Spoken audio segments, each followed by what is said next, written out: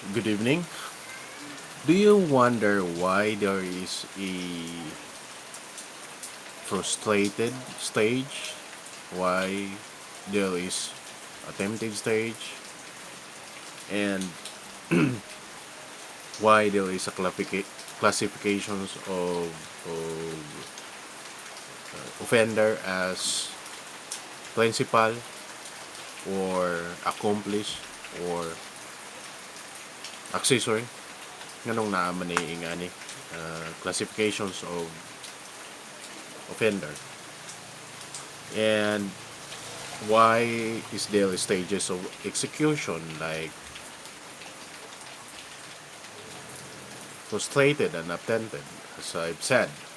Now, the reason for that is that when the crime is not totally accomplished, then the the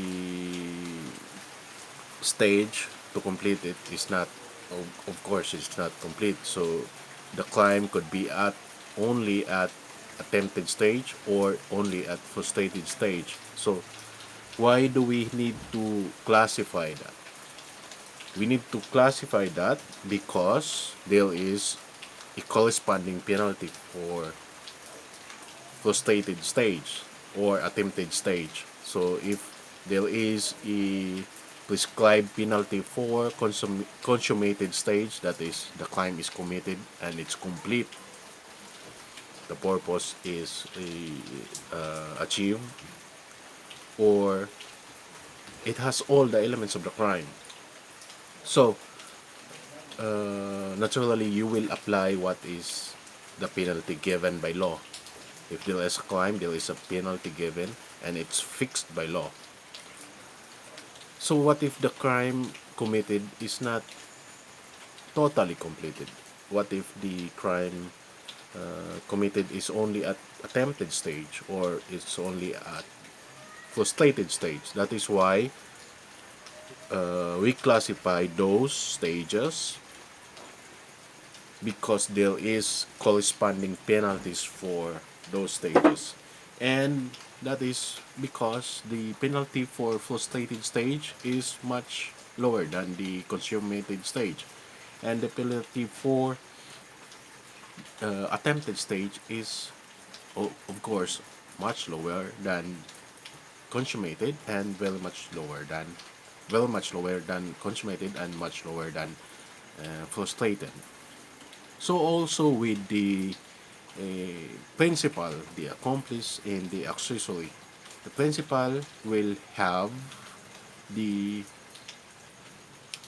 penalty fixed by law, the principal of the crime, which we'll later on discuss on principal, accessory, and accomplice. The principal will have the penalty fixed by law, while the accessory will have much lesser penalty than the principal, as well as the accomplice. That's why we classify them as principal, accomplice, or accessory. So that's the purpose of classifying the stages of execution and the stages or the participation of the offender as principal, accessory, or accomplice because of the corresponding penalty. Kung principal ka, mas taas imong penalty. Kung accomplice lang ka or accessory lang ka, mas mubo imong penalty kaysa principal. The same way as kung wala na human ang crime, not all the elements of the crime are present. That means that the crime is not consummated, then the crime is only at a frustrated stage. You will have lesser penalty given by law, and we have to determine that later on our discussions.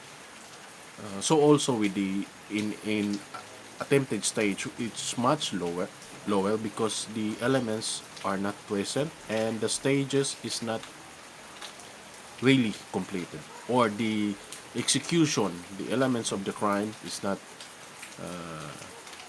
all present in the commission. So that's why there is a corresponding penalty for the stages or for the participation. And how you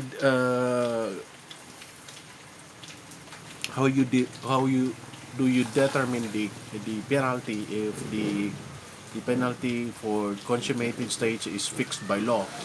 You just have to see the next lower in degree for frustrated, another degree for next lower in degree for attempted. The same as degree of participation, as I discussed a while ago. The first no the principal, the accessory or accomplished, they have different penalties provided by law, and you should know that the penalties are ranked from 1 to 30 days to 20 to 40 years. So as I will discuss here, the penalty and duration. The penalty and duration. I think you should know this first. This is provided for in Article 27, the penalty and duration. We will first discuss this and then we go back to our main topic. We'll continue to mitigating circumstances. Now, the duration and effect of penalties. We have the lowest penalty, which is aristo minor. Aristo minor ranges from 1 day to 30 days. That's aristo minor. Aristo mayor ranges from 1 month to 1 day to 6 months. That's aristo mayor. Mayor. Prisión correccional. Prisión correccional ranges from 6 months and 1 day to 6 years. That's prisión correccional. And prisión mayor ranges from 6 years and 1 day to 12 years. That's prisión mayor. Reclusión temporal ranges from 12 years and 1 day to 20 years. That's reclusión temporal. That's the name of the penalty. And reclusión perpetua. You might hear this. You might hear this over and over in a movie or in TV. Reclusión perpetua is or has a duration of 20 years and 1 day to 40 years. Would now you may ask, how about life imprisonment?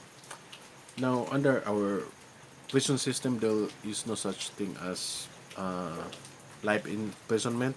There has to be a limit to the imprisonment, and it could be 30 years or it could be 27 years. The 40 years maximum of reclusion perpetua is not in reality is not actually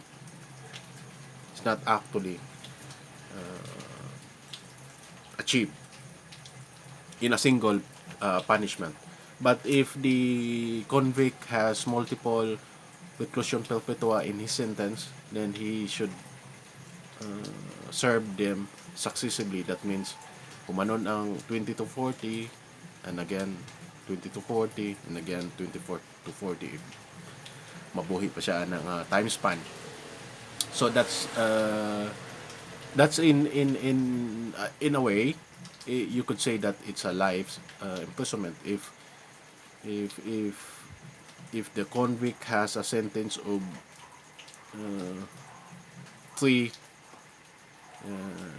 reclusion perpetua, then he must serve it successively. But we will discuss later on how to compute the service of sentence. That's why I can't say with certainty that the the cell base will go up to the maximum limit of 40 years. And I think that's it for duration of penalties. I just inserted this so that you will have an idea regarding the effects of stages of execution, the effects of degree of degree of participation, the principal, accomplice, accessory, as to their penalties if they will be found guilty of the crime charge. So we have classifications of penalties, and we will specify later on what is the penalty for frustrated, attempted, and attempted, and accessory of the crime or accomplice to the crime. So that's the point of having classification. That is also applicable in our next topic. That would be mitigating circumstances. Mitigating circumstance mitigates, and the effect of it will be on the appreciation of penalties to be imposed. So kung naay mitigating circumstance in commission of a crime, that would mean that the penalty that be given will be lower than that provided by law, because mitigating circumstances mitigates mugamay ang effect, but the effect only, the application only of the penalties. Contrary to that, there is also an article regarding aggravating circumstances. Now, aggravating circumstances not really will increase the penalty, but the penalty will be imposed at its maximum period.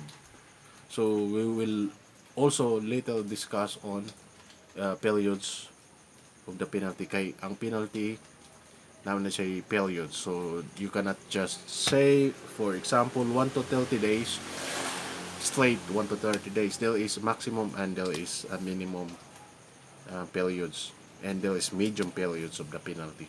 So diya na siya ma-appreciate ang mitigating and aggravating circumstances. We will continue on mitigating circumstance after this. Thank you and good night.